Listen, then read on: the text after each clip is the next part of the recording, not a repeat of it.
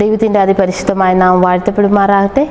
Alappuzha Pathanamthitta section ഒരുക്കുന്ന വേദപഠന ക്ലാസ്സിലേക്ക് നിങ്ങളേവരെയും ഹാർദവമായി സ്വാഗതം ചെയ്തുകൊള്ളുന്നു. ഈ ക്വാർട്ടറിലെ അവസാനത്തെ പാഠത്തിൽ നമ്മൾ എത്തിയിരിക്കുകയാണ്. 13ാമത്തെ പാഠമാണ് യഹോവയ്ക്കായി കാത്തിരിക്കുക എന്നാണ് 13ാമത്തെ പാഠത്തിൻ്റെ തലവാചകം. ഈ പാഠപഠനത്തിന് മുമ്പായി നമുക്കൊരു നിമിഷം പ്രാർത്ഥിക്കാം. മഹോന്നതത്തിൽ വാസം ചെയ്യുന്ന ദൈവമേ, തിരുനാം വാഴ്ത്തപ്പെടുമാറാകട്ടെ. സ്വർഗാസുരങ്ങളിൽ അധിവസിക്കുന്നവനെ അങ്ങനെ നാം വാഴ്ത്തപ്പെടുമാറാകട്ടെ. രാജാതിരാജാവും കർത്താതി കർത്താവുമായി തിരുനാം വാഴ്ത്തപ്പെടുമാറാകട്ടെ. ഏഴയും പാപിയും ദോഷ്യമായ അടിയനും ഈ പാഠപഠന ക്ലാസ്സിൽ പങ്കെടുക്കാൻ സഹായിച്ച് നന്ദി അർപ്പിക്കുന്നു കർത്താവെ. ഞങ്ങളുടെ സകല പാപങ്ങളെ അവിടെ നിന്ന് ക്ഷമിച്ചു കൊള്ളുമാറാണമേ എന്ന് പ്രാർത്ഥിക്കുന്നു കർത്താവെ. ദൈവമേ, ഞങ്ങൾ ഈ പാഠം ഇന്ന് പഠിക്കുമ്പോൾ പരിശുദ്ധാത്മാവിനാൽ അവിടെ നിയന്ത്രിക്കപ്പെടുമാറാണ്. പഠിപ്പിക്കുന്ന അടിയൻ്റെ കൂടെയും കേൾക്കുന്ന ഓരോ വ്യക്തികളുടെ കൂടെയും ദൈവത്തിൻ്റെ സാന്നിധ്യവും കൃപയും സമാധാനം അവിടെ നിന്ന് ഉണ്ടായിരിക്കുമാറാണമേ എന്ന് പ്രാർത്ഥിക്കുന്നു. എല്ലാ നന്മകൾ നിറയ്ക്കണമെന്ന് യേശു ക്രിസ്തു നാമത്തിൽ താഴ്മയാചിക്കുന്നു. പ്രാർത്ഥന കേട്ട് അനുഗ്രഹിക്കുന്നു പ്രിയ പിതാവേ, ആമേൻ. നമ്മൾ ഈ 2024 ഒന്നാമത്തെ ക്വാർട്ടറിലെ അവസാനത്തെ പാഠത്തിലെത്തിയിരിക്കുകയാണ്. യഹോവയ്ക്കായി കാത്തിരിക്കുക. നമ്മുടെ പാഠത്തിൻ്റെ മനപ്പാഠവാക്യം സങ്കീർത്തനം 27-14 വാക്യമാണ്. സങ്കീർത്തനം 27-14 വാക്യം.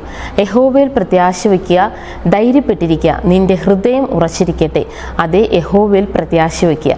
അപ്പോൾ നമ്മൾ ഇന്നത്തെ പാഠത്തിൽ പഠിക്കാൻ പോകുന്നത് യഹോവയെ പ്രത്യാശയോടുകൂടെ കാത്തിരിക്കുന്നതിനെ കുറിച്ചാണ് ഈ ആഴ്ചത്തെ പാഠത്തിൽ നമ്മൾ ഡിസ്കസ് ചെയ്ത് പോകുന്നത്. അപ്പോൾ നമ്മൾ ഈ ക്വാർട്ടറിൽ മുഴുവനും പഠിച്ചു വന്നത് സങ്കീർത്തന പുസ്തകത്തിൽ നിന്നാണ്. അതായത് സ്തുതിഗീതങ്ങളെക്കുറിച്ചും പ്രാർത്ഥനാ ഗീതങ്ങളെക്കുറിച്ചും ഓരോരോ സാഹചര്യങ്ങളിൽ ആ സങ്കീർത്തന എഴുത്തുകാരായിരുന്നപ്പോൾ അവരോട് സാഹചര്യങ്ങൾ വിലയിരുത്തിക്കൊണ്ട് അതിൽ നിന്നുകൊണ്ട് എഴുതിയ സങ്കീർത്തനങ്ങളാണ്. അതുകൊണ്ട് തന്നെ നമ്മുടെ എല്ലാവരുടെയും ജീവിതത്തിന് ഒന്നല്ലെങ്കിൽ വേറൊരു സങ്കീർത്തനം ഉപകാരപ്പെടുന്നതായിട്ട് നമ്മൾ അതിൽ കാണുന്നുണ്ടല്ലേ. നമ്മൾ ആദ്യം തൊട്ട് നോക്കുമ്പോഴത്തേക്ക് ആ സങ്കീർത്തന പുസ്തകത്തിലേക്ക് പോകുമ്പോൾ നമ്മൾ ഈ ക്വാർട്ടറിലെ ആദ്യത്തെ പാഠമായിട്ട് നമ്മൾ പഠിച്ചത് എന്താണ്? പ്രാർത്ഥിക്കാൻ നമ്മളെ പഠിപ്പിക്കണമെന്നാണ്. അതുപോലെ യഹോവ വാഴുന്നു എന്നതിനെക്കുറിച്ച് പഠിച്ചു. ദൈവം കഷ്ടത അനുഭവിക്കുന്നവരെയും പീഡിപ്പിക്കപ്പെടുന്നവരെയും സംരക്ഷിക്കുന്നതായി പഠിച്ചു. അതുപോലെ തന്നെ എന്താണ്? അവർക്ക് വേണ്ടി ദൈവം എഴുന്നേൽക്കുന്നതായി പഠിച്ചു. ദൈവത്തിൻ്റെ ദയ, ആകാശത്തോളമുള്ള ദൈവത്തിൻ്റെ ദയയെക്കുറിച്ച് നമ്മൾ പഠിച്ചു കഴിഞ്ഞു. അതോടൊപ്പം തന്നെ ഭൂമിയിൽ നീതിയായി ജീവിക്കേണ്ടതിന് ദൈവത്തിൻ്റെ ജ്ഞാനം ആവശ്യമാണെന്നതിനെക്കുറിച്ച് പഠിച്ചു കഴിഞ്ഞു. അതുപോലെ തന്നെ ദൈവത്തിൻ്റെ നാമത്തിൽ വരുന്നവൻ അനുഗ്രഹഗീതൻ അല്ലെങ്കിൽ വാഴ്ത്തപ്പെട്ടവൻ എന്നതിനെ ആസ്പദമാക്കി നമ്മൾ പഠിച്ചു കഴിഞ്ഞു. അതുപോലെ തന്നെ എന്താണ്? നന്മ സുവിശേഷിക്കുന്നവരുടെ കാലം എത്ര മനോഹരമായിരിക്കുന്നു എന്നതിനെ ആസ്പദമാക്കിയൊക്കെ നമ്മൾ ഈ ഒത്തിരി പാഠങ്ങൾ നമ്മൾ സങ്കീർത്തന പുസ്തകത്തിൽ തന്നെ 13 ഭാഗമായിട്ട് പഠിക്കുകയാണ് അല്ലേ. അപ്പോൾ 12 ഭാഗം നമ്മൾ പഠിച്ചു കഴിഞ്ഞു. കഴിഞ്ഞ ആഴ്ച നമ്മൾ പഠിച്ചു പോയത് എന്താണ്? ഒരിക്കലും അവസാനിക്കാത്ത ആരാധന എന്ന ആശയത്തെ ആസ്പദമാക്കി നമ്മൾ കഴിഞ്ഞ ആഴ്ച പഠിക്കുകയുണ്ടായി. അപ്പോൾ ഈ ആഴ്ച നമ്മൾ പഠിക്കുന്നത്, അതായത് നമ്മൾ ഒത്തിരി കാര്യങ്ങൾ സങ്കീർത്തനങ്ങളിൽ നിന്ന് പഠിച്ചതിന് ശേഷം ഇനി എല്ലാത്തിനും അവസാനം നമ്മൾ പഠിക്കുകയാണ് യഹോവയെ പ്രത്യാശയോടുകൂടെ കാത്തിരിക്കുക എന്നതിനെക്കുറിച്ചാണ് ഈ ആഴ്ച നമ്മൾ ഡിസ്കസ് ചെയ്യുന്നത്. അപ്പോൾ യഹോവയെ പ്രത്യാശയോടുകൂടെ കാത്തിരിക്കുക എന്ന് പറയുമ്പോൾ അതായത് തികഞ്ഞ വിശ്വാസത്തിൻ്റെയും ആശ്രയത്തിൻ്റെയും ഒരു പ്രവൃത്തിയാണ് ഈ പ്രത്യാശയോടുള്ള കാത്തിരിപ്പെന്ന് നമ്മൾ പഠിക്കുന്നുണ്ട്. നമ്മൾ സങ്കീർത്തനം 37-ാം അധ്യായം 7-ാം വാക്യത്തിലേക്ക് പോകുമ്പോൾ യഹോവയുടെ മുമ്പാകെ മിണ്ടാതിരുന്ന് അവനായി പ്രത്യാശിക്കുക എന്നാണ്. യഹോവയുടെ മുമ്പാകെ മിണ്ടാതിരുന്നോടെ നമ്മുടെ ജീവിത സാഹചര്യങ്ങളൊക്കെ പലതായിരിക്കും, പല പ്രശ്നങ്ങളോട് പോകുന്നത്. എന്തായാലും എന്താണ്? നമ്മൾ യഹോവയുടെ മുമ്പിൽ മിണ്ടാതിരുന്നുകൊണ്ട് തീർച്ചയായിട്ടും ദൈവം നമ്മളെ സംരക്ഷിക്കുക, അല്ലെങ്കിൽ നമുക്ക് വേണ്ടി എഴുന്നേൽക്കുമെന്ന് നമ്മൾ ഓൾറെഡി പഠിച്ചു കഴിഞ്ഞുകൊണ്ട് തന്നെ മിണ്ടാതിരുന്ന് അവനായി പ്രത്യാശിക്കുക എന്ന് പറയുന്നു. ശരിക്കും നമ്മൾ പറയുമ്പോൾ അപ്പോൾ നമുക്ക് എന്ത് ലഭിക്കുന്നു? 9-ാം വാക്യത്തിൽ പറയുന്നു അല്ലേ. യഹോവയെ പ്രത്യാശിക്കുന്നവർ ഭൂമിയെ കൈവശമാക്കുമെന്നാണ് 37-ാമത്തെ വാക്യം പറഞ്ഞത്. അപ്പോൾ നമ്മൾ മിണ്ടാതിരുന്ന് യഹോവയെ പ്രത്യാശിക്കുക, അങ്ങനെ യഹോവയെ പ്രത്യാശിക്കുന്നവർ ഭൂമിയെ കൈവശമാക്കുമെന്ന് പറയുന്നു. എന്നാൽ 11-ാം വാക്യത്തിലേക്ക് പോകുമ്പോൾ നമ്മൾ കാണുന്നു എന്നാൽ സൗമ്യത ഉള്ളവർ ഭൂമിയെ കൈവശമാക്കുമെന്നാണ് അല്ലേ. അപ്പോൾ ഭൂമിയെ ലഭിക്കും, അതായത് ഭൂമിയെ കൈവശമാക്കുമെന്ന് പഠിക്കുമ്പോൾ നമുക്ക് ഒരു ക്വാളിറ്റി കൂടെ നമ്മുടെ സ്വഭാവത്തിൻ്റെ ഒരു സ്വഭാവം കൂടെ അതിന് വേണമെന്ന് നമുക്ക് കാണുന്നത്. എന്താണ്? സൗമ്യത എന്ന് പറയുന്നത്. നമ്മൾ ഈ സൗമ്യതയെക്കുറിച്ച് സംസാരിക്കുമ്പോൾ മോശയാണ് ഭൂമിയിലെ ഏറ്റവും സൗമ്യനായ മനുഷ്യനെന്ന് വേദപുസ്തകം നമ്മെ പഠിപ്പിക്കുന്നത്. അപ്പോൾ മോശനെ കുറിച്ച് ചിന്തിക്കുമ്പോൾ നമുക്ക് മനസ്സിലാവും മോശ സൗമ്യനെന്ന് പറയുമ്പോൾ തന്നെ മോശ കടന്നുപോയ സാഹചര്യങ്ങൾ വെച്ചിട്ട് നമുക്കതിൻ്റെ 1% സാഹചര്യങ്ങളിൽ കൂടെ കടന്നു പോകുമ്പോഴും നമ്മുടെ സൗമ്യത നഷ്ടപ്പെടുന്നതായിട്ട് കാണുന്നുണ്ടല്ലേ. അപ്പോൾ അത്രയും വലിയ പ്രശ്നങ്ങളിലൂടെ പാതയിലൂടെ കടന്നുപോയ മോശയാണ് ഭൂമിയിലെ സൗമ്യനായ മനുഷ്യൻ എന്നറിയപ്പെടുന്നത്. അപ്പോൾ സൗമ്യതയുള്ളവർ ഭൂമിയെ കൈവശമാക്കുന്നതാണ്. അതുകൊണ്ട് തന്നെ യഹോവയിൽ പ്രത്യാശയോടുകൂടെ കാത്തിരിക്കുക എന്നതിനെ ആസ്പദമാക്കിയാണ് നമ്മൾ ഈ 13ാമത്തെ പാഠം തയ്യാറാക്കപ്പെട്ടിരിക്കുന്നത്. നമ്മൾ അങ്ങനെയാണ് ഇത് പഠിക്കാൻ പോകുന്നത്. ഇനി നമുക്ക് ഞായറാഴ്ച ഭാഗത്തിലേക്ക് പോകാം. ഞായറാഴ്ച ഭാഗം പറയുന്നത് കാത്തിരിപ്പിൻ്റെ ആഹ്വാനം എന്നാണ്. കാത്തിരിപ്പിൻ്റെ ആഹ്വാനം, അതായത് കർത്താവായ യേശുക്രിസ്തുവിൻ്റെ 2ാം വരവിന് വേണ്ടി കാത്തിരിക്കുന്നവരാണ് നമ്മൾ ഓരോരുത്തരും അല്ലേ. പ്രത്യേകിച്ച് 7ാം ദിന പുനരാഗമന കാംക്ഷികളെന്ന് അറിയപ്പെടുന്ന, വിളിപ്പേരിൽ അറിയപ്പെടുന്ന നമ്മൾ ഓരോരുത്തരും തന്നെ എന്താണ്, ദൈവത്തിൻ്റെ കൽപ്പനകളെ അനുസരിക്കുക, അല്ലെങ്കിൽ 7ാം ദിനമാണ് വിശുദ്ധ ശബ്ദത്തിനെ മാനിച്ചുകൊണ്ട് ദൈവത്തിൻ്റെ 2ാം വരവിന് വേണ്ടി, യേശുവിൻ്റെ 2ാം വരവിന് വേണ്ടി കാത്തിരിക്കുന്നവരാണ്. അപ്പോൾ ശരിക്കും നമ്മൾ ഇതിലുള്ള കാര്യങ്ങളിലേക്ക് പോകുമ്പോൾ നമ്മൾ യഥാർത്ഥം ശ്രദ്ധിക്കുമ്പോൾ നമ്മുടെ ജീവിതത്തിന് പലതിനും നമ്മൾ കാത്തിരുന്ന് ശീലമുള്ളവരുമാണ്. അങ്ങനെ ഇരിക്കവേ ഈ കാത്തിരിക്കാൻ പറയുമ്പോൾ വെറുതെ നമ്മൾ അങ്ങനെ യേശു വരുവാണ് എന്ന് പറഞ്ഞ് ഇങ്ങനെ കാത്തിരിക്കുകയല്ല.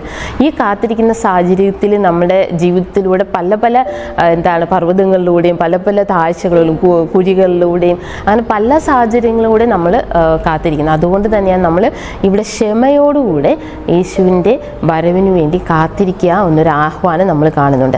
അതായത് യെശയ്യാവ് 40:31 വാക്യത്തിലേക്ക് പോകുമ്പോൾ യഹോവയെ കാത്തിരിക്കുന്നവർ ശക്തിയെ പുതുക്കുമെന്നാണ്. അവർ കഴുകന്മാരെ പോൽ ചിറകടിച്ച് ഉയരും. അവർ തളർന്നു പോകാതെ ഓടുകയും ക്ഷീണിച്ചു പോകാതെ നടക്കുകയും ചെയ്യുന്നതാണ്.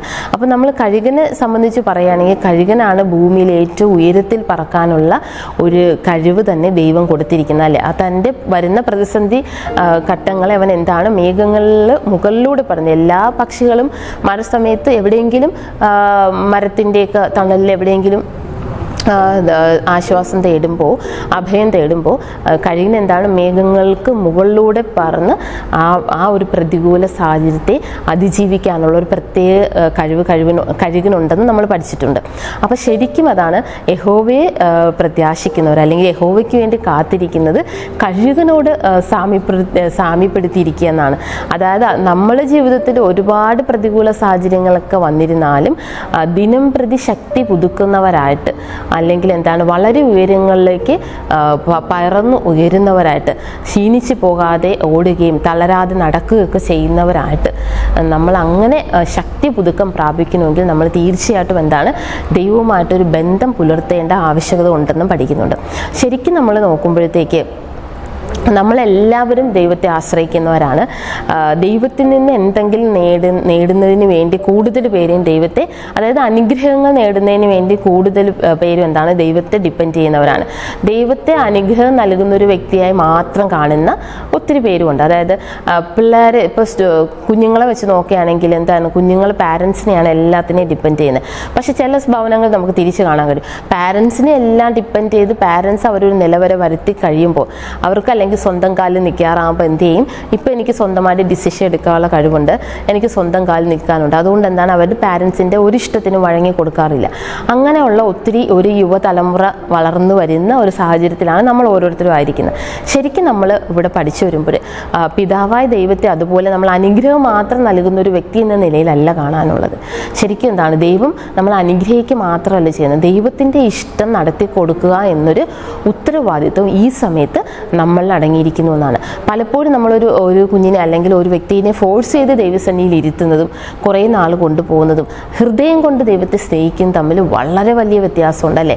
ദൈവം നമ്മളെ ആഗ്രഹിക്കുന്നത് ഹൃദയം കൊണ്ട് ദൈവത്തെ സ്നേഹിക്കാനാണ്, അല്ലാതെ ഒത്തിരി പേരുടെ ഫോഴ്സ് കൊണ്ട് ദൈവത്തെ സ്നേഹിക്കാനല്ല ദൈവം നമ്മൾ നിന്ന് ആഗ്രഹിക്കുന്നത്. നമ്മൾ നോക്കുമ്പോൾ റോമർക്കെഴുതിയ ലേഖനം 8:19 വാക്യത്തിലേക്ക് പോകുമ്പോൾ നമ്മെ സൃഷ്ടിച്ച ദൈവം ആകാംക്ഷയോടുകൂടെ നമുക്ക് വേണ്ടി കാത്തിരിക്കുന്നു എന്നാണ്. ഇത് നമ്മളെ ചിന്തിപ്പിക്കുന്ന വാക്യം അല്ലേ. നമ്മെ സൃഷ്ടിച്ച ദൈവം ആകാംക്ഷയോടുകൂടെ നമ്മൾ ഇത്ര അധികം തെറ്റ് ചെയ്തിട്ടും ഇത്ര അധികം ദൈവത്തിൽ നിന്ന് അകന്നു പോകുന്നു എന്ന് ദൈവത്തിന് നന്നായിട്ട് അറിയാമായിരുന്നിട്ടും ദൈവത്തെ എന്നെങ്കിലും എന്നിലേക്ക് തിരിച്ചു വരും, എൻ്റെ ഈ രക്ഷ അവൻ കരസ്ഥമാക്കും എന്നതിനു വേണ്ടി ആകാംക്ഷയോടെ കാത്തിരിക്കുന്നു എന്നാണ് റോമർക്കെഴുതിയ ലേഖനത്തിൽ നമ്മൾ വായിക്കുന്നത്. ശരിക്കും നമ്മളിപ്പോൾ ചെയ്യാനുള്ളത് കാത്തിരിപ്പിൻ്റെ ആഹ്വാനം എന്ന ഭാഗത്തിൽ പറയുന്നത് നമ്മൾ യഹോവയ്ക്ക് വേണ്ടി കാത്തിരിക്കുമ്പോൾ അവൻ്റെ ഇഷ്ടം ചെയ്യണം എന്നൊരു ഉത്തരവാദിത്വം കൂടെ നമ്മൾ അടങ്ങിയിരിക്കുന്നു എന്ന് പറയും. നമ്മൾ യഹോവയെ പ്രത്യാശയോടുകൂടെ കാത്തിരിക്കുക. ഈ സമയത്ത് എങ്ങനെയാണ് കാത്തിരിക്കേണ്ടത്? നമ്മുടെ ഇഷ്ടം ചെയ്ത് കാത്തിരിക്കണം.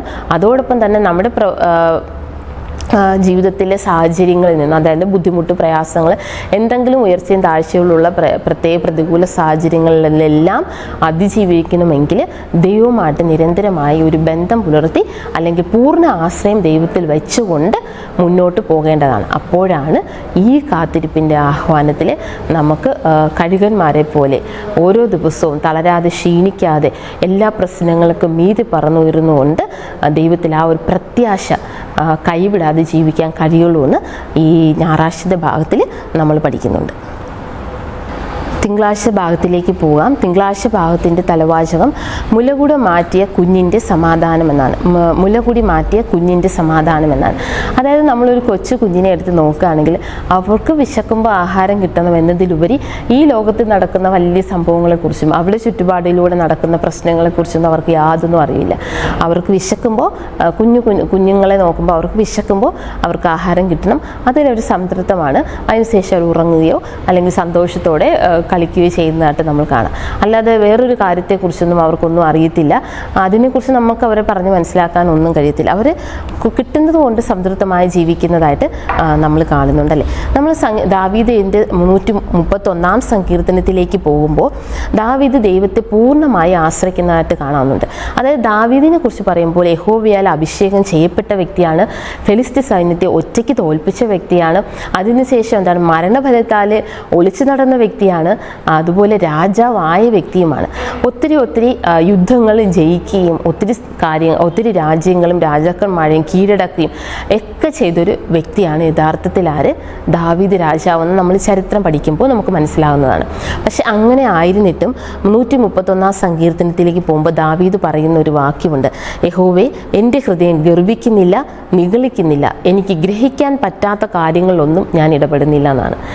അതായത് ഒത്തിരി യുദ്ധങ്ങളെല്ലാം എൻ്റെ വാളിൻ്റെ ബലം കൊണ്ടല്ല ഞാൻ ജയിച്ചതെന്ന് പറയുന്നു. ദൈവത്തിൻ്റെ ശക്തി കൊണ്ടാണ് ജയിച്ചത്. സൈന്യബലം കൊണ്ടോ വാൾ ബലം കൊണ്ടോ ഒന്നല്ല ഞാൻ ജയിച്ചതെന്നും ദാവീദ് അവിടെ നിന്ന് അവകാശപ്പെടുന്നു. അതായത് ദൈവത്തിൽ നിന്നാണ് എല്ലാം കിട്ടുന്നത്. അങ്ങനെ ഒരു പൂർണ്ണ ആശ്രയം, അതായത് താൻ നേടിയ വിജയങ്ങളൊന്നും താനായിട്ട് അദ്ദേഹം എടുക്കുന്നില്ല. ദൈവത്തിന് എല്ലാ സ്തുതികളും സമർപ്പിച്ചുകൊണ്ട് പൂർണ്ണ ആശ്രയം വയ്ക്കുന്ന ദാവീദ് രാജാവിനെ ഈ സങ്കീർത്തനത്തിൽ നമുക്ക് കാണാവുന്നതാണ്. അതായത് ഈ വാക്യങ്ങളോട് നമുക്ക് മനസ്സിലാവുന്നത് ഒരു മുലകുടി മാറിയ പൈതൽ സമാധാനത്തോടെ ഇരിക്കുന്നത് പോലെ പൂർണ്ണ ആശ്രയം ദൈവത്തിൽ വെച്ചുകൊണ്ട് സമാധാനത്തോടെ ഇരിക്കുന്ന ദാവീദ് രാജാവിനെയാണ് നമുക്ക് കാണുന്നത്. അതായത് പ്രശ്നങ്ങളും പ്രതികൂലങ്ങളും ഒക്കെ വന്നാലും രാജാവ് എന്താണ്? പൂർണ്ണമായി ദൈവത്തിൽ ആശ്രയിക്കുന്നു എന്നർത്ഥം. ശരിക്കും എൻ്റെ 3-ാം വാക്യത്തിലേക്ക് പോകുമ്പോൾ രാജാവ് രാജ്യത്തിലെ ഇസ്രായേൽ മക്കളോട്, അതായത് ഇസ്രായേൽ മക്കളോട് രാജാവ് തന്നെ പറയുന്ന കാര്യമുണ്ട്: നിങ്ങൾ ഇന്നു മുതൽ എന്നേക്കും യഹോവയിൽ പ്രത്യാശ വെച്ച് കൊടുക്കുക എന്നാണ്. അതായത് ഞാൻ രാജാവാണ്, അതുകൊണ്ട് ഈ രാജ്യത്തെ ഞാൻ ഭരിക്കുന്നെന്ന് കരുതി ഞാനല്ല ഒന്നും ചെയ്യുന്നത്. നിങ്ങൾ ഇന്നു മുതൽ എന്നേക്കും ആരിൽ പ്രത്യാശ വെച്ച് കൊടുക്കുക? യഹോവയിൽ പ്രത്യാശ വെച്ചു. കാരണം യഹോവയാണ് തീർച്ചയായിട്ടും എനിക്കും നിങ്ങൾക്ക് ഒരുപോലെ എല്ലാ കാര്യങ്ങളും നടത്തി തരുന്നതെന്ന് ഈ വാക്യങ്ങളോട് ദാവീദ് വളരെ സ്പഷ്ടമായി നമുക്ക് മനസ്സിലാക്കി തരുന്നതായിട്ട് കാണുന്നു.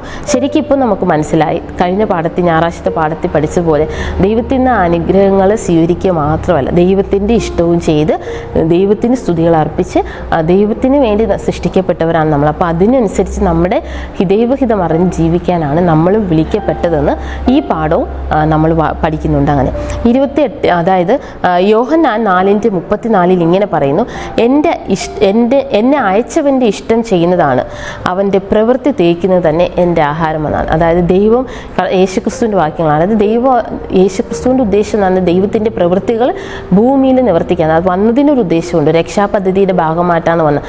അപ്പോൾ ആ ഒരു ഇഷ്ടം നിവർത്തിക്കുക എന്നതാണ് ദൈവത്തിൻ്റെ വേല. നമ്മളെല്ലാവരും ഇവിടെ ആയിരിക്കുമ്പോൾ നമ്മുടെ വേലയും തിരിച്ചു എന്താണ്? ദൈവരാജ്യത്തിന് വേണ്ടി എല്ലാവരെയും സത്യം പറഞ്ഞ് മനസ്സിലാക്കുക എന്നൊരു വലിയ ആഹ്വാനത്തിലാണ് നമ്മളുമായിരിക്കുന്നത്, അല്ലേ? അപ്പോൾ ഈ സത്യം സ്വീകരിച്ച് എല്ലാവരും എന്താണ്? ദൈവത്തിൻ്റെ യേശുവിൻ്റെ അതേ ഇഷ്ടമാണ് നമ്മളും യഥാർത്ഥത്തിൽ ചെയ്യേണ്ടത്. രക്ഷാപദ്ധതിയുടെ ഭാഗമായിട്ട് യേശു ക്രിസ്തു വന്നതുപോലെ നമ്മളും മറ്റുള്ളവരുടെ രക്ഷാപദ്ധതിയുടെ ഭാഗമായിട്ട് ദൈവം നമ്മെ നിലനിർത്തുന്നു എന്നാണ്. അപ്പോൾ നമ്മളിവിടെ ചെയ്യാനുള്ളത് ദാവീദ് രാജാവിനെ പോലെ നിഗളിക്കാതെ, ഗർവിക്കാതെ, നമ്മൾ ചെയ്യുന്ന ഒന്നിലും എന്താണ് പറയാതെ ഒരു പുകഴ്ച നമ്മളിൽ ഉണ്ടാകാതെ ദൈവത്തിൽ പൂർണ്ണ ആശ്രയം വെച്ചുകൊണ്ട് ജീവിക്കുക എന്നാണ്. മത്തായി 18:3 ഇങ്ങനെ പറയുന്നു, നിങ്ങൾ തിരിഞ്ഞ് ശിശുക്കളെ പോലെ ആയിത്തീരുന്നില്ല എങ്കിൽ ദൈവരാജ്യത്തിൽ കടക്കുകയില്ല എന്ന് സത്യമായും ഞാൻ നിങ്ങളോട് പറയുന്നു എന്നാണ്.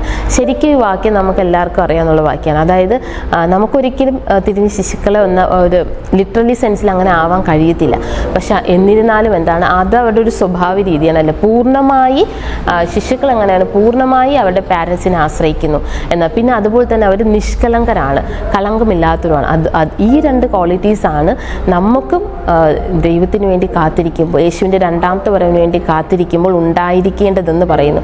നമ്മൾ ഇതിന് ശിശുക്കളെ പോലെ, അതായത് നമ്മൾ കളങ്കമില്ലാത്തവരായിരിക്കുക, ലോകത്തിൻ്റെ കളങ്കം പറ്റാത്തവരായിരിക്കുക എന്നുള്ള ഒന്നാമത്തെ കാര്യം.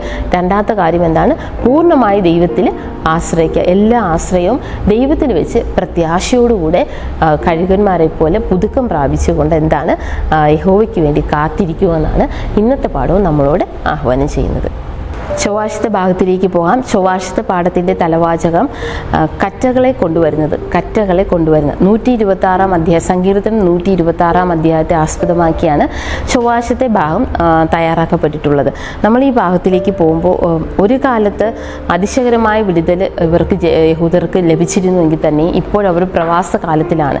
പക്ഷേ ഈ സമയത്ത് അവരെന്താണ്, പണ്ടത്തെ ദൈവത്തിൻ്റെ അത്ഭുത കാര്യങ്ങളെ അവർ നടത്തിയ വിധങ്ങളെ ഓർത്ത് എന്താണ്, അവർ ദൈവത്തെ സ്തുതിക്കുന്നതായിട്ടും കാണുന്നുണ്ട്. ഇത് ഈ ഒരു ഭാഗം തന്നെ 126 സങ്കീർത്തനം തന്നെ വീണ്ടെടുപ്പിൻ്റെ ഒരു നന്ദി പ്രകടനമാണെന്ന് നമുക്ക് മനസ്സിലാക്കാവുന്നതാണ്.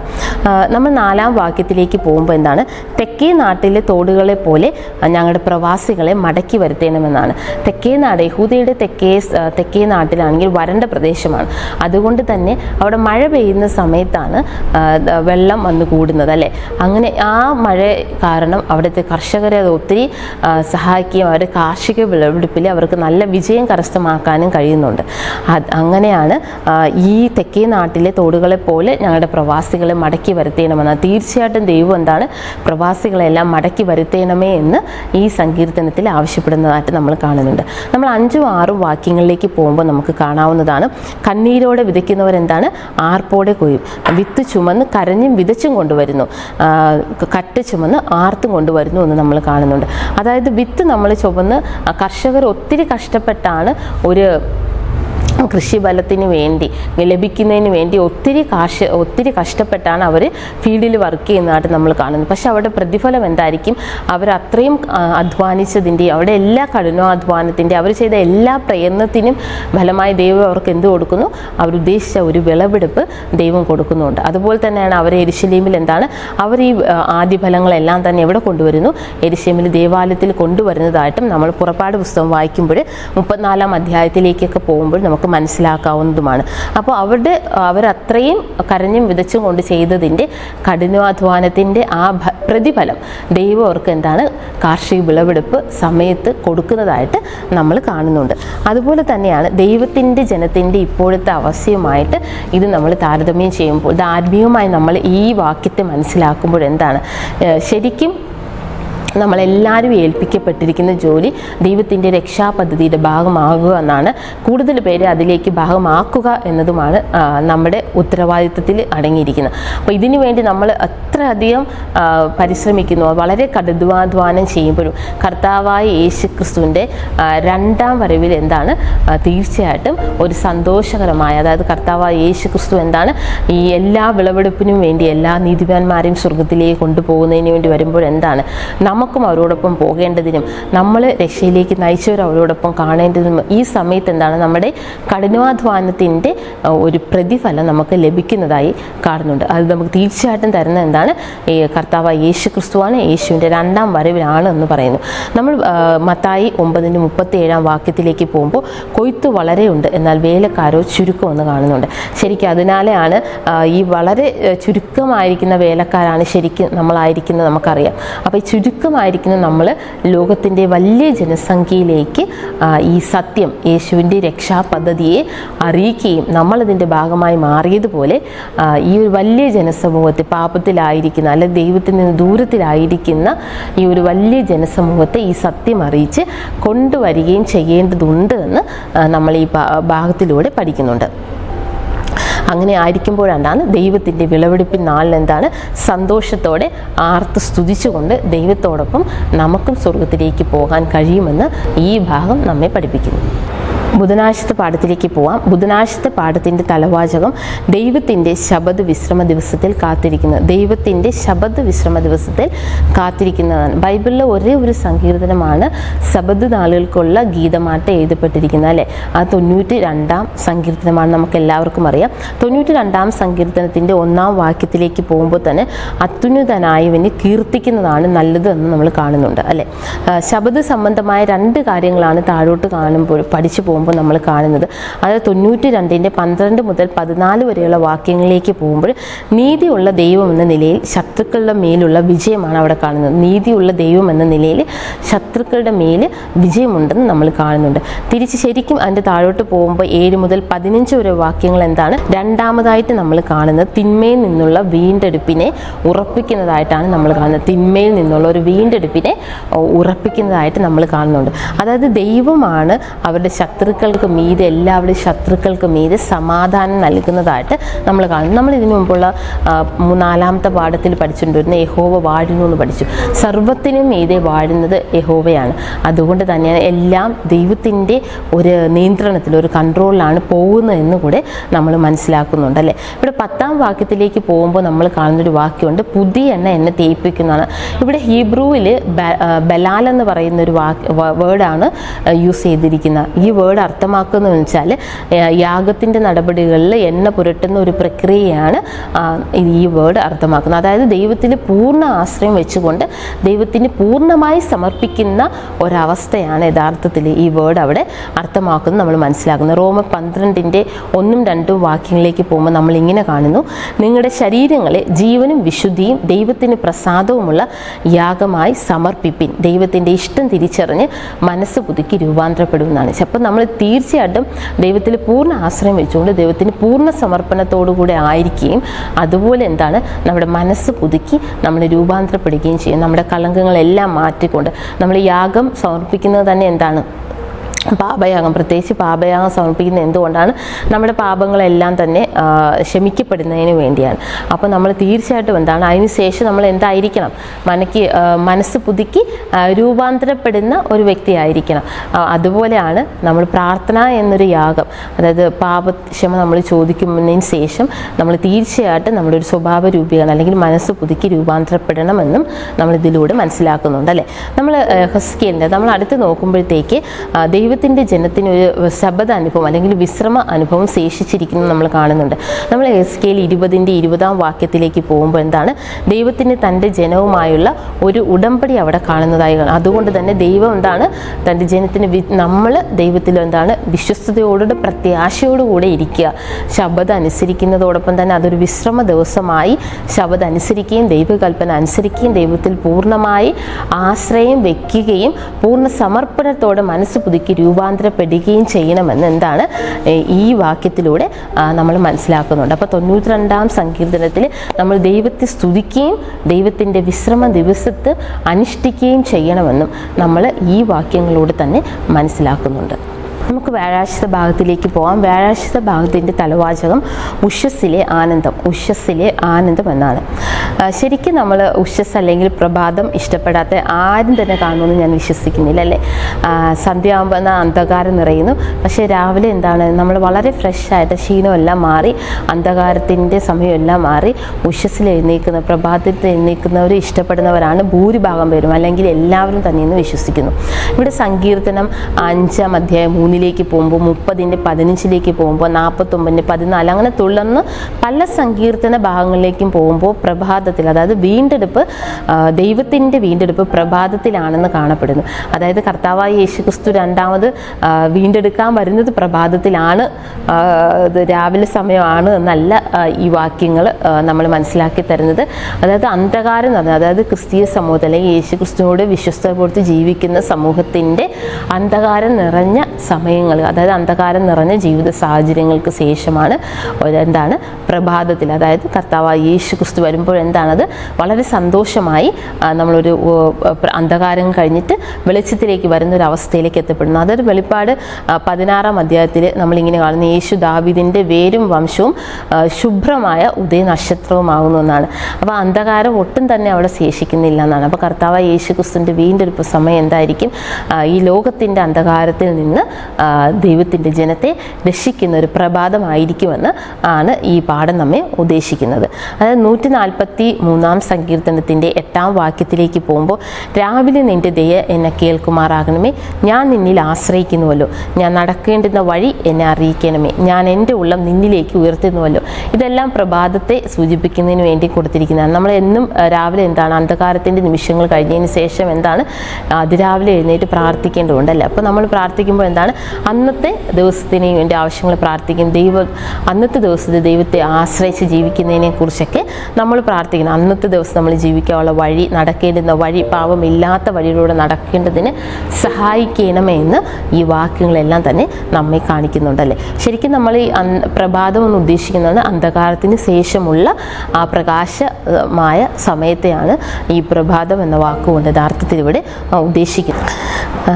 മർക്കോസിൻ്റെ സുവിശേഷം 16-ാം അധ്യായത്തിലേക്ക് പോകുമ്പോഴത്തേക്ക് യേശുവിൻ്റെ ഉയർത്തെഴുന്നേൽപ്പിനെ അവിടെ പരാമർശിച്ചതായിട്ട് കാണുന്നുണ്ട്. അവരെല്ലാവരും എന്താണ് പ്രഭാതത്തിൽ യേശുവിൻ്റെ കല്ലറയിലേക്ക് പോകുന്നുണ്ട്. ആരൊക്കെയാ? ശലോമയും യാക്കോബിൻ്റെ അമ്മ മറിയയും ലാസറിൻ്റെ സഹോദരിയായ മറിയയും ചേർന്ന് അവിടെ വെച്ച് ദൈവത്തിൻ്റെ ദൂതൻ കല്ലറയിൽ നിന്ന് പറയുന്നുണ്ട്, അവൻ ഉയർത്തെഴുന്നേറ്റ് പോയ വിവരമൊക്കെ അറിയിക്കുന്നുണ്ട്. അപ്പോൾ അതിരാവിലെ സമയം, അപ്പോൾ അന്ന് ആ അന്ധകാരം നടന്ന കർത്താവായ യേശു ക്രിസ്തുവിൻ്റെ ക്രൂശ് മരണമൊക്കെ എന്താണ് വളരെ അന്ധകാരം നിറഞ്ഞ ഒരു സമയമായിരുന്നു. ഇത് യേശു ക്രിസ്തുവിന് മാത്രമായിരുന്നില്ല, അതുപോലെ തന്നെ യേശുവിനെ പ്രത്യാശിച്ച് ജീവിച്ചിരുന്ന, വിശ്വസ്തയോടെ യേശുവിനെ ഫോളോ ചെയ്ത എല്ലാവർക്കും എന്താണ് ഇത് അന്ധകാരം നിറഞ്ഞ സമയം തന്നെയായിരുന്നു. അപ്പോൾ യേശുവിൻ്റെ ആ ഒരു ഉയർത്തെഴുന്നേറ്റ് എന്താണ് രാവിലെ അവിടെ പോയപ്പോൾ ശരിക്കും അവരിൽ ഒരു പ്രകാശം, ആ ഒരു ഉയർത്തെഴുന്നേൽപ്പ് തന്നെ അവരുടെ ഹൃദയത്തിലൊരു പ്രകാശമാണ് യഥാർത്ഥത്തിൽ നൽകിയതായിട്ട് നമ്മൾ കാണുന്നുണ്ട് അല്ലേ. നമ്മൾ സങ്കീർത്തനം 30-ന്റെ 5-ാം വാക്യത്തിലേക്ക് പോകുമ്പോൾ, സന്ധ്യയെങ്കിലോ കരച്ചിൽ വരുന്നു, ഉഷസ്സിലോ ആനന്ദഘോഷം വരുന്നു എന്നാണ്. ഇവിടെ സന്ധ്യയെങ്കിലോ എന്നും ഉദ്ദേശവാക്കും അന്ധകാരം നമ്മുടെ ജീവിതത്തിലേക്ക് കടന്നു വരുമ്പോൾ, നമ്മുടെ പ്രയാസങ്ങളിലും അങ്ങനെ എന്തെങ്കിലും പ്രതികൂല സാഹചര്യങ്ങളും ആകുമ്പോൾ എന്താണ് നമുക്ക് ശരിക്കും കരച്ചിലാണ് വരുന്നത്. എന്നാൽ എന്താണ് പ്രഭാതത്തിലോ അതെല്ലാം നമ്മുടെ ജീവിതത്തിൽ നിന്ന് മാറിക്കഴിയുമ്പോൾ എന്ത് ചെയ്യുന്നു? സന്തോഷിക്കുന്ന ഒരവസ്ഥ വരുന്നു എന്ന് സങ്കീർത്തനക്കാരൻ തന്നെ ഇവിടെ പറഞ്ഞിരിക്കുന്നതായിട്ട് കാണുന്നു. ഇവിടെ 2 പത്രോസ് 1-ന്റെ 19-ാം വാക്യത്തിലേക്ക് പോകുമ്പോൾ, നേരം വെളുക്കുകയും നമ്മുടെ ഹൃദയങ്ങളിൽ ഉദയനക്ഷത്രം ഉദിക്കുകയും ചെയ്യുവോളം ദൈവവചനത്തെ ഇരുണ്ട സ്ഥലത്ത് വിളക്ക് പോലെ കരുതേണ്ടതാകുന്നു എന്ന് കാണുന്നു. അതായത് ഈ അന്ധകാര നിബിഡമായ ജീവിതങ്ങളിലൂടെ നമ്മൾ കടന്നു പോകുമ്പോൾ നമ്മൾ മുറുകെ പിടിക്കുന്ന, പൂർണ്ണ ആശ്രയം വയ്ക്കുന്ന എന്തായിരിക്കണം? തിരുവചനമായിരിക്കണം, ദൈവത്തിൻ്റെ വചനമായിരിക്കണം. എത്രത്തോളം ഒരു പ്രഭാതമായ അല്ലെങ്കിൽ അന്ധകാരം മാറുന്ന സമയം വരെയും അതിന് ശേഷവും നമ്മൾ ഇതിനു വേണ്ടി സ്തുതിക്കേണ്ടതുണ്ട്. ആ സമയം വരെയും നമ്മൾ തിരുവചനം അവിടെ നിന്ന് കാത്തുകൊള്ളണമെന്ന് നമ്മൾ ഈ വാക്യങ്ങളിലൂടെ കാണുന്നുണ്ട്. നമ്മൾ വെളിപ്പാട് 22-ാം അധ്യായത്തിൻ്റെ 5-ാം വാക്യത്തിലേക്ക് പോകുമ്പോൾ വളരെ സന്തോഷകരമായ വേർഡാണ് അല്ലേ. ഇനി രാത്രി ഉണ്ടാകില്ല. ഇതെവിടെയാണ്? പുതിയ ആകാശത്തെയും പുതിയ ഭൂമിയെയും കുറിച്ച് പരാമർശിക്കുന്ന സ്ഥലമാണ്. അവിടെ എന്താണ്? പുതിയ ആകാശത്തിനും പുതിയ ഭൂമിയിലും രാത്രി ഉണ്ടാകുകയില്ല. ദൈവമായ കർത്താവ് അവരുടെ മേൽ പ്രകാശിക്കുന്ന കൊണ്ട് സൂര്യൻ്റെ വെളിച്ചമോ വിളക്കിൻ്റെ വെളിച്ചമോ അവർക്ക് ആവശ്യമില്ല എന്നാണ് അല്ലെ. ഈ രാത്രി ഉണ്ടാകുകയില്ലെന്ന് പറയുമ്പോൾ ലിറ്ററൽ സെൻസിൽ അവിടെ രാത്രി ഇല്ല. പിന്നെ എന്താണ്? അന്ധകാരമായ ഒരു സാഹചര്യം, കഷ്ടത, മുറവിളി, ദുഃഖം, പരീക്ഷണങ്ങൾ, പ്രശ്നങ്ങൾ, പരിശോധന, ഇങ്ങനെ യാതൊന്നും തന്നെ, അതായത് യഥാർത്ഥത്തിലും അവിടെ രാത്രി ഉണ്ടാകില്ല. അതുപോലെ രാത്രിയുടെ അന്ധകാരം നിറഞ്ഞ യാതൊരു ജീവിത സാഹചര്യങ്ങളും പരീക്ഷണങ്ങളും അവിടെ ഉണ്ടാകുകയില്ല. കാരണം എപ്പോഴും എന്താണ്? അവിടെ പ്രകാശമുണ്ട്. ദൈവമായ കർത്താവ് എപ്പോഴും അവിടെ പ്രകാശിക്കുന്നത് കൊണ്ട് എന്താണ്? അവിടെ എപ്പോഴും പ്രകാശമാണ്. എല്ലാവരുടെ ജീവിതത്തിലും അന്ധകാരമില്ലാതെ എപ്പോഴും പ്രകാശമായിരിക്കും. എവിടെയാണ്? പുതിയ ഭൂമിയിലും പുതിയ ആകാശത്തിലും എന്ന് നമ്മുടെ ഈ വാക്യങ്ങളിലൂടെ നന്നായിട്ട് മനസ്സിലാക്കുന്നുണ്ട് അല്ലേ. നമ്മൾ ഈ ഡിസയർ ഓഫ് ഏജസ് പേജ് 785 പോകുമ്പോൾ, ക്രിസ്തുവിന് തൻ്റെ ദിവ്യത്വത്തിൽ മരണത്തിൻ്റെ ബന്ധനങ്ങളെ തകർക്കുവാനുള്ള ശക്തി ഉള്ളതായി കാണുന്നു. ശരിക്കും എന്താണ്? ക്രിസ്തുവിൻ്റെ ദിവ്യത്വത്തിൽ ലോകത്തിൻ്റെ സകല അന്ധകാര ശക്തികളെയും ഇതുപോലെ തകർത്ത് പ്രകാശത്തിലേക്ക് നമ്മെ നയിക്കാനുള്ള ശക്തിയുണ്ട് അല്ലേ. അത് ക്രിസ്തു ആരാണ്? ദൈവമായതുകൊണ്ടാണെന്നും നമ്മൾ ഈ വാക്കിൽ നിന്ന് മനസ്സിലാകുന്നുണ്ട്. അതുകൊണ്ട് തന്നെയാണ് നമ്മുടെ ഈ ജീവിതത്തിൽ അന്ധകാരം നിറഞ്ഞ എല്ലാ പ്രതിസന്ധികളിൽ നിന്നും രക്ഷ നേടാനുള്ള ഒരേ ഒരു മാർഗം ആരാണ്? യഥാർത്ഥത്തിൽ ക്രിസ്തുവാണ് എന്ന് ഈ ഭാഗം നമ്മെ വളരെ വ്യക്തമായി മനസ്സിലാക്കി തന്നു. അതുകൊണ്ട് നമ്മൾ ശരിക്കും ദൈവത്തിൽ പൂർണ്ണ ആശ്രയം വെച്ചുകൊണ്ട് പ്രത്യാശയോടുകൂടെ കാത്തിരിക്കുക എന്നാണ് ഈ 13-ാമത്തെ പാഠം നമ്മെ പഠിപ്പിക്കുന്നത്. നമ്മൾ വെള്ളിയാഴ്ചത്തെ ഭാഗത്തിലേക്ക് പോകുമ്പോഴത്തേക്ക് സ്റ്റെപ്സ് ടു ക്രൈസ്റ്റ് എന്ന സിസ്റ്റർ പൈറ്റിൻ്റെ ബുക്കിലേക്ക് പോകുമ്പോൾ നമുക്ക് കാണാൻ കഴിയുന്നത് നമ്മുടെ യേശുവിന് വേണ്ടിയുള്ള കാത്തിരിപ്പിൽ അനിശ്ചിതത്വവും ഏകാന്തതയും ഒക്കെ നമുക്ക് അനുഭവപ്പെടുന്നു. ഇങ്ങനെ നമ്മൾ അനുഭവപ്പെടുമ്പോൾ എന്തുകൊണ്ട് ഇത്ര വർഷക്കാലമായിട്ടും ഒത്തിരി ജനറേഷൻ പാസ് ചെയ്ത് പോയിട്ടും യേശു ക്രിസ്തു വരുന്നില്ല എന്നുള്ള വിഷമവും ഒക്കെ നമുക്ക് എല്ലാവർക്കും ഉണ്ടാകും. ഇപ്പോൾ നമ്മൾ ഓർക്കേണ്ടത് യഥാർത്ഥത്തിലായിരുന്നു കർത്താവായ യേശു ക്രിസ്തുവിൻ്റെ ശിഷ്യന്മാരെ കുറിച്ചെന്നാണ്. അതായത് കർത്താവായ യേശു ക്രിസ്തുവിനോടൊപ്പം നടക്കുകയും കിടക്കുകയും സംസാരിക്കുകയും പഠിപ്പിക്കുകയും ഉണ്ണുകയും ഉറങ്ങുകയൊക്കെ ചെയ്തവരാണ് ആര്? യേശുവിൻ്റെ ശിഷ്യന്മാർ. അപ്പോൾ അവരുടെ കണ്ണിന് മുമ്പിൽ വെച്ച് തന്നെയാണ് യേശു എവിടേക്ക് പോയത്? സ്വർഗാരോഹണം ചെയ്യപ്പെട്ട, അല്ലെ സ്വർഗത്തിലേക്ക് എടുക്കപ്പെട്ട. ഈ സമയത്താണ് അവർക്കുണ്ടായിട്ടുള്ള ആ ഒരു വിഷമം. അതായത് ഏതോ ഒരു സമയത്ത്, അവർക്ക് അജ്ഞാതമായ ഒരു സമയത്ത് കർത്താവായ യേശു ക്രിസ്തു വന്ന് അവരെ തിരികെ ഇതുപോലെ വന്ന് അവരെ ചേർത്ത് കൊള്ളുന്ന ഒരു പ്രതീക്ഷ മാത്രം നൽകിക്കൊണ്ട്, ഇതൊരു വലിയ പ്രതീക്ഷയാണ്. പക്ഷെ അങ്ങനെ നൽകിക്കൊണ്ട് നമ്മുടെ കൂടെ ഉണ്ടായിരുന്ന യേശു, അവരുടെ കൂടെ അല്ലെങ്കിൽ നമ്മുടെ കൂടെ ഉണ്ടായിരുന്ന യേശു സ്വർഗത്തിലേക്ക് പോകുമ്പോൾ ശിഷ്യന്മാർക്കുണ്ടായൊരു ഫീലിങ്ങിനെ കുറിച്ച് ഓർത്തു. അവർക്കുണ്ടായ ഒരു മാനസിക പിരിമുറുക്കവും അവർക്കുണ്ടായ ഒരു സംഘർഷം, അവരെല്ലാവരും തിരികെ പോയതായിട്ടൊക്കെയാണ് നമ്മൾ ഉടനെ തന്നെ കാണുന്നത് അല്ലേ. അവരെല്ലാവരും തിരികെ അവരുടെ സ്ഥലങ്ങളിലേക്ക് പോയി. കാരണം എന്താണ്? അത്രയധികമാണ് അവർ യേശുവിൽ പ്രത്യാശ വെച്ചിരുന്നത്. അവർ ദൈവം പറഞ്ഞ വാക്യങ്ങളെല്ലാം പലപ്പോഴും മനസ്സിലായിരുന്നാലും അവർക്കത് ഉൾക്കൊള്ളാൻ തന്നെ വളരെ അവർക്ക് ഉൾക്കൊള്ളാൻ കഴിഞ്ഞിരുന്നില്ല എന്ന് തന്നെ നമുക്ക് ബൈബിൾ വായിച്ചു വരുമ്പോൾ മനസ്സിലാകുന്നുണ്ട്. പക്ഷെ ഇതെല്ലാം എന്താണ്? അവർ ക്രമേണ പരിശുദ്ധാത്മാവിനെ ഉൾക്കൊണ്ടതായിട്ടും അതിനുശേഷം ദൈവത്തിൻ്റെ രാജ്യത്തെക്കുറിച്ച് വളരെ ശക്തിയോടെ പ്രസംഗിച്ചതുമായിട്ടാണ് നമ്മൾ തിരുവചനത്തിലൂടെ പഠിച്ചു വരുന്നത് അല്ല. അതുകൊണ്ട് തന്നെ എന്താണ്? യേശു പരിശുദ്ധാത്മാവിലൂടെ പ്രവർത്തിച്ചില്ലെങ്കിൽ നമ്മൾ തനിക്ക് കാത്തിരിക്കുന്നവർക്ക് അവരുടെ ദൈവത്തിൻ്റെ കൽപ്പനകൾ അനുസരിക്കുന്നത് തന്നെ പ്രയാസകരമായി തീരും. ശരിക്കും പ്രത്യാശ കിട്ടുന്നത് അല്ലെങ്കിൽ കാത്തിരിക്കാൻ നമുക്ക് കഴിയുന്നത് ദൈവത്തിൽ പൂർണ്ണ ആശ്രയം വെച്ചിരിക്കുന്നത് കൊണ്ട് മാത്രമാണ്. ദൈവത്തിൽ പൂർണ്ണ ആശ്രയം വെച്ചുകൊണ്ട് പ്രത്യാശിക്കുമ്പോഴാണ് യഹോവയ്ക്കായി അവസാനം വരെ നമുക്ക് കാത്തിരിക്കാൻ കഴിയുന്നുവെന്ന് നമുക്ക് ഈ ഭാഗങ്ങളിൽ നിന്നെല്ലാം മനസ്സിലാവുന്നുണ്ട്. അപ്പോൾ ഈ കാത്തിരിപ്പിൽ വേളയിൽ ഉണ്ടാകുന്ന പിരിമുറക്കത്തിൽ നിന്നെല്ലാം നമ്മൾ രക്ഷപ്പെടണമെങ്കിൽ തീർച്ചയായിട്ടും ഒരു മാർഗമേ ഉള്ളൂ. അത് യഹോവയിൽ ഈ പൂർണ്ണ ആശ്രയം വെച്ചുകൊള്ളുക എന്നൊരു മാർഗം മാത്രമേ നമ്മൾ അവിടെ നിന്ന് കാണുന്നുണ്ട്. എഫീസർക്ക് എഴുതിയ ലേഖനം 4:15 പറഞ്ഞിരിക്കുന്നതിന് പോലെ യേശുവിനെ സ്നേഹിച്ചും യേശുവിൽ വസിച്ചും കൊണ്ട് ക്രിസ്തു എന്ന തലയോളം വളരുവാനിടയാവുമെന്നാണ്. അങ്ങനെ യഥാർത്ഥത്തിൽ ദൈവത്തിൻ്റെ ഇഷ്ടം എന്താണ്? ക്രിസ്തുവിൻ്റെ തലയോളം നമ്മൾ വളരുമ്പോൾ ദൈവത്തിൻ്റെ ഇഷ്ടമാണ് നമ്മുടെ ഇഷ്ടം. നമുക്കങ്ങനെ രണ്ട് ഇഷ്ടം ഉണ്ടാകില്ല അല്ലേ. ഒരു ഇഷ്ടമേ കാണത്തുള്ളൂ. ദൈവം എന്ത് ഇഷ്ടപ്പെടുന്നു അത് നമ്മൾ ഇഷ്ടപ്പെടുന്നു. അപ്പോഴാണ് ശരിക്കും നമ്മൾ ക്രിസ്തുവിൻ്റെ തലയോളം വളരുന്നത്. ഇതെല്ലാം പഠിപ്പിക്കാനും പഠിക്കാനും കേൾക്കാനും ഒക്കെ എളുപ്പമാണെങ്കിലും ഇത് നമ്മൾ പ്രാവർത്തികമാക്കുന്നതിന് എല്ലാവരും ഒത്തിരി പരീക്ഷണങ്ങളിലൂടെ കടന്നു പോകേണ്ടതുണ്ട്. അപ്പോൾ ഈ പരീക്ഷണങ്ങളിലൂടെയൊക്കെ കടന്നു പോകുമ്പോൾ നമ്മൾ ഈ 2024 ആദ്യത്തെ ക്വാർട്ടറിൽ ഇന്ന് അവസാനിച്ചിരിക്കുകയാണ്. 13-ാമത്തെ പാഠമാണ്. നമ്മൾ ഈ ന്യൂ ഇയറിൻ്റെ ദിനങ്ങളൊക്കെ ഓർമ്മയിൽ നിൽക്കുമ്പോൾ തന്നെ ഈ 3 മാസം നമ്മളെ വിട്ട് കടന്നു പോയിരിക്കുകയാണ് അല്ലേ.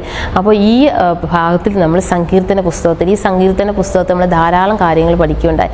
അതായത് സങ്കീർത്തനക്കാരും ഒത്തിരി പ്രതികൂല സാഹചര്യങ്ങളിലൂടെയും സന്തോഷ നിമിഷങ്ങളിലൂടെയും ഒക്കെ കടന്നു പോയപ്പോൾ എഴുതപ്പെട്ടതാണ്. അതുകൊണ്ട് തന്നെ ഈ സങ്കീർത്തനങ്ങളെല്ലാം തന്നെ നമ്മൾക്കും എല്ലാ സാഹചര്യങ്ങളിലും മാറി മാറി ഉപയോഗിക്കാൻ പറ്റുന്നതുമാണല്ലേ.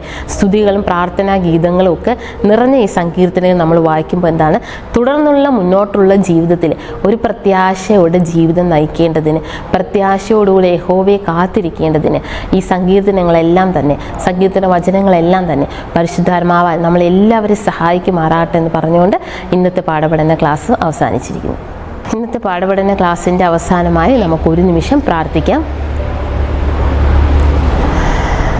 കരുണാസമ്പന്നൻ നിത്യ നീതിമാനുമായ ദൈവമേ, തിരുനാമം വാഴ്ത്തപ്പെടുമാറാകട്ടെ. സ്വർഗാസുരങ്ങൾ അധിവസിക്കുന്നവനെ അങ്ങയുടെ നാം വാഴ്ത്തപ്പെടുമാറാകട്ടെ.